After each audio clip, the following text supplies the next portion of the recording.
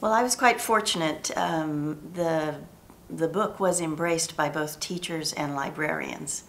They're a wonderful audience to have, and the teachers, word of mouth between each other, got back to me and said, please submit this to the state to have it reviewed, and I did, and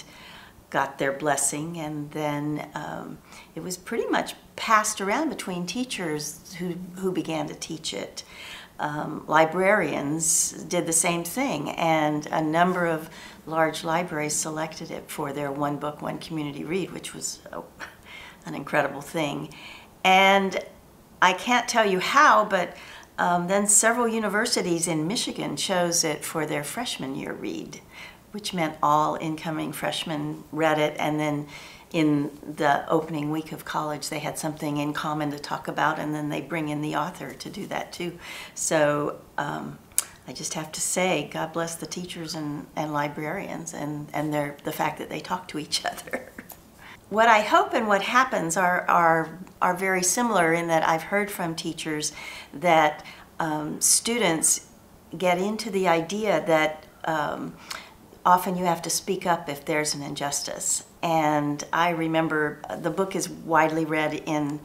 Seminole County, and during the Trayvon Martin case, there were a number of, you might remember, there were students protesting, and apparently what I heard from Seminole County readers or teachers is those were readers who were trying to, stand up and speak out on behalf of people who couldn't speak for themselves. And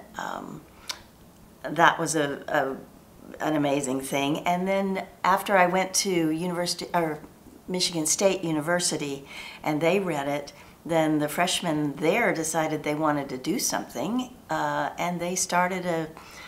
bracelet campaign called I Stop Hate, whereas if you took a pledge to stand up for bullying and to help others who were feeling